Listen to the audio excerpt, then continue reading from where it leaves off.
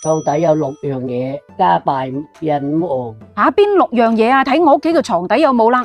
首先你冇碰啲爛鞋解嘅啦。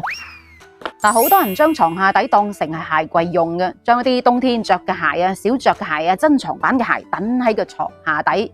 有啲係因為鞋櫃實在係放唔落啦，諗住節省空間，眼不見為乾淨。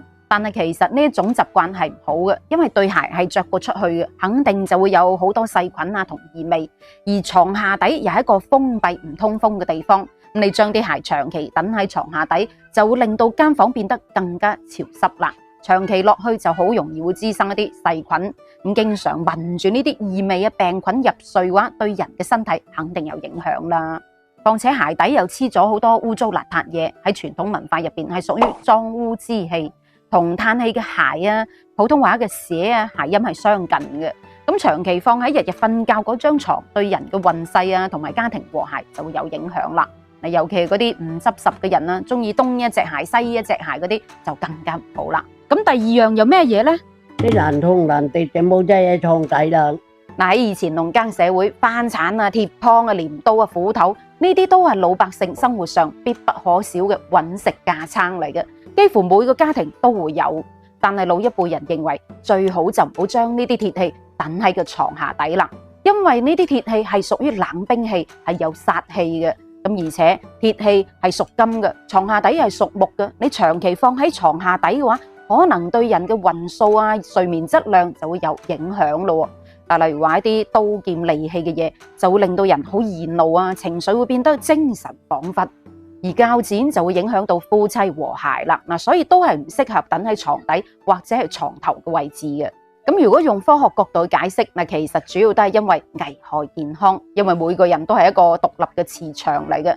如果鐵器離人體太近嘅話，就會對人造成干擾啦。況且呢啲鐵器係有好強嘅吸濕性嘅，況且床下底又係屬於陰暗潮濕嘅地方。如果你長期等啲鐵器喺度，唔單止啲鐵會容易生鏽，仲會令到間房變得好潮濕。另外呢啲鐵器都係好容易傷到人嘅，萬一夜晚起身屙夜尿踢一踢嘅話，咁樣就唔好啦。為咗你嘅安全同埋健康着想，最好就揾個地方，揾個角落頭將佢放好啦。咁第三樣又係咩呢？啲藥材就冇坐喺床底啦，會反毛個。喺傳統文化入邊，中藥對應嘅係坎卦，象徵危險同疾病。所以古人認為，如果將藥材等喺個床下底嘅話，即係意味住將啲疾病啊、危險吸引翻嚟，仲會對人嘅睡眠有影響咁話，所以係好唔老禮嘅。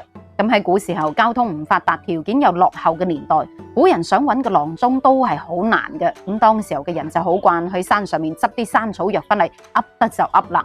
啲山草藥又係好珍貴噶嘛，一般就唔會亂咁放，尤其就唔會放喺床下底。一嚟就驚發毛變質，二嚟就驚細佬哥亂攞嚟食噶嘛。關鍵都係因為有一啲藥材係有好大陣嘅異味，如果你邊聞邊瞓嘅話，對人就肯定有影響啦，係咪？況且藥材應該擺喺通風嘅地方，要曬啊，要吹下先好嘅。你放喺床下底，好容易會發毛變質，再攞翻嚟食嘅話，食落肚對人就肯定唔好啦。第四樣又係咩呢？啲舊電器就冇擠喺床底啦。你屋企有冇啲過時又未壞又唔捨得giải嘅電器或者係電子產品呢？譬如話手機啊、熨斗啊、風扇啊，又或者係風筒啊，呢啲細細地咁啱可以塞落床下底嘅。尤其係老一輩人啊，好中意將一啲電器塞喺床下底，結果越等就越多，越堆就越多，多到自己都唔記得邊件打邊件。其實一啲廢舊嘅電器係含有大量嘅重金屬，例如話汞，係會破壞人體嘅大腦神經嘅。如果你長期等喺床頭或者係床下底嘅話，對人肯定就有影響啦。再講一啲已經廢舊啊，或者係半壞半唔壞嘅舊電器，佢入邊嘅零件其實係好容易會生鏽噶嘛。你放得越耐嘅話，佢就越係用唔到。你等你再去整翻嘅時候咯，嗰條數仲貴過你買嗰個啊。所以有時候啲嘢要識得斷捨離啊。第五樣呢，啲錢就冇放喺床底啦，發毛就會爛個。依家屋企就話好少會擺咁多現金，但係以前嘅人就好慣會將一啲現金放喺啲床下底啊，又或者啲窿窿罅罅嘅角落位啦，以為安全，但係其實最唔安全，因為床下底係屬於隱蔽嘅角落，賊仔就最中意抄呢啲隱蔽嘅位置啦。而且床下底係屬於啲陰暗潮濕嘅地方，好容易會滋生一啲蚊蟲啊、細菌，特別容易會令到你嘅現金損壞嘅喎。嗱，有個老人家就係啦，將10萬蚊嘅現金等喺床下底，以為好安全啦。但係結果長時間咁受潮啊、霉變啊、變壞，到攞翻出嚟嘅時候，發覺啲錢已經俾蟲蛀到爛晒，好難辨別回收，真係損失慘重啊！況且收埋咁多私己錢，萬一俾屋企人發現嘅話，好影響家庭和諧噶嘛，係咪？咁第6樣又係咩呢？啲舊衫舊被就冇晒床底啦，發煲過。嗱，舊衣物係最唔應該放喺床下底嘅，因為床下底係陰暗潮濕而且唔通風嘅地方。咁舊衫褲、舊衣物又好容易會吸濕，好容易會發毛喎。受潮之後就好容易會滋生一啲蟎蟲啦。再攞嚟着、攞嚟冚嘅話，對人肯定就有唔好嘅影響啦，係咪？咁就算冇發毛都好啦，你長期等咁多雜物喺床下底，好容易會招惹一啲細菌啊、蚊蟲啊、蛇蟲鼠蟻過嚟幫襯嘅。咁呢一個就係床下六不放啦。嗱，其實總體嚟講都有啲道理啊，因為張床係我哋每日瞓覺休息嘅地方啊嘛。